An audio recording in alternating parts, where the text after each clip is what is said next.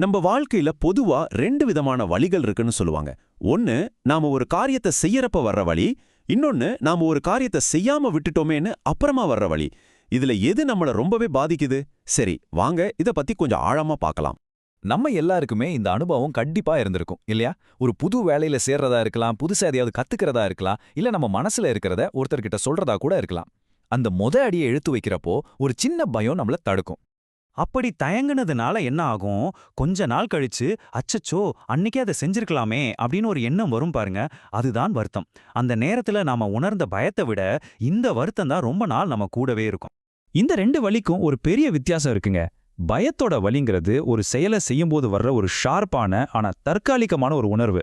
ஆனா வருத்தத்தோட வலி இருக்கே, அதை நாம செயல்படாம விட்டதுனால வர்ற ஒரு மந்தமான ஆனா ரொம்ப நாளைக்கு இருக்கிற வலி. வாங்க இதை ஒரு கதை மூலமா இன்னும் நல்லா புரிஞ்சுக்கலாம். இந்த கதையோட ஹீரோ பேரு அரவிந்த். ஒரு சின்ன பையன்தான். அவன்கிட்ட ஏகப்பட்ட திறமைகள் இருந்துச்சு.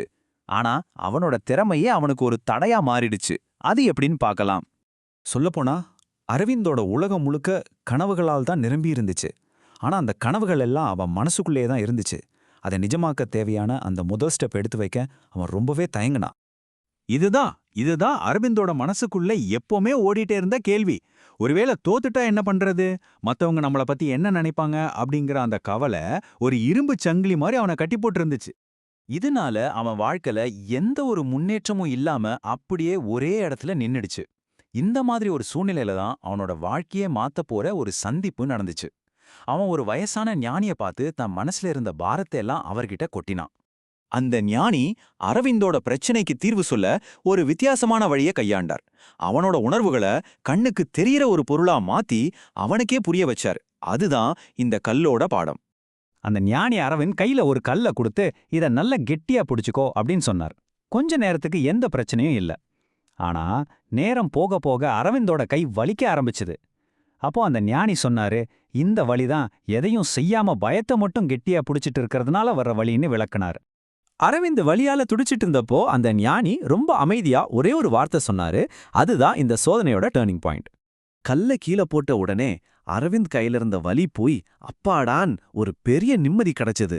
ஆனா அடுத்த நொடியே அவன் மனசுல ஒரு புது கேள்வி வந்துச்சு. இவ்ளோ நேரம் எதுக்கு நான் இந்த கல்ல தூக்கிட்டு இருந்தேன்? ஏன் இத முன்னாடியே கீழே போடல? இந்த எண்ணம் அவனுக்குள்ள ஒரு மாதிரி வித்தியாசமான வலியை கொடுத்துச்சு.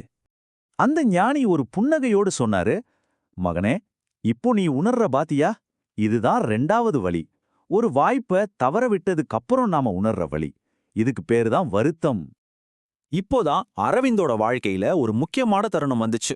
அவன் தன் வாழ்க்கையோட போக்கையே தீர்மானிக்க வேண்டிய ஒரு நிலைக்கு தள்ளப்பட்டான். பாருங்க, இந்த கேள்வி அரவிந்துக்கு மட்டுமல்ல, நம்ம ஒவ்வொருத்தருக்குமே தான். நாம செயலை தேர்ந்தெடுத்து அந்த தற்காலிகமான பயத்தை அனுபவிக்க போறோமா, இல்ல சும்மாவே இருந்துட்டு நிரந்தரமான வருத்தத்தை அனுபவிக்க போறோமா? அந்த நொடியில அரவிந்துக்குள்ள பளிச்சுன்னு ஒரு வெளிச்சம். பயங்கிறது இருக்கதான் செய்யும். ஆனா அதுக்காக எதையும் செய்யாம இருக்கிறது தான் பெரிய தப்புன்னு அவன் உணர்ந்தான். மனசுக்குள்ள பயம் இருந்தாலும் அதையும் மீறி சின்ன சின்ன முயற்சிகளை செய்ய ஆரம்பிச்சான். அவன் எடுத்த ஒவ்வொரு சின்ன முயற்சியும் ஒவ்வொரு சின்ன வெற்றியும் அவனோட தன்னம்பிக்கையை அதிகமாக்கிக்கிட்டே போச்சு. பயங்கிற கல்ல அவன் கீழே போட்டதால அவன் வாழ்க்கையில் லேசாகி முன்னோக்கி நகர ஆரம்பிச்சது. அரவிந்தோவோட கதை நமக்கு ஒரு அருமையான பாடத்தை சொல்லிக் கொடுக்குது. சரி, இந்த கதையிலிருந்து நமக்காக நாம எடுத்துக்க வேண்டிய முக்கியமான விஷயம் என்னன்னு பாப்போமா? இந்த அட்டவணையை பாருங்களேன், ரொம்ப தெளிவா புரியும். பயத்தோட வலி தற்காலிகமானதுதான். ஆனா வருத்தத்தோட வலி ரொம்ப நாளைக்கு இருக்கும். நாம ஒரு செயலை செய்யும்போது இல்ல ஒரு ரிஸ்க் எடுக்கும்போது வர்றதுதான் பயம். ஆனா ஒருவேளை அதை செஞ்சிருந்தா என்ன ஆகிருக்குமோ அப்படின்னு யோசிச்சு வர்றதுதான் வருத்தம். இதுல ரொம்ப முக்கியமான விஷயம் என்னன்னா, பயத்தோட முடிவு வளர்ச்சியா இருக்கும், ஏதாவது கத்துப்போம். ஆனா வருத்தத்தோட முடிவு தேக்கமா தான் இருக்கும். இதுதான் இந்த கதையோட மொத்த சாராம்சம்.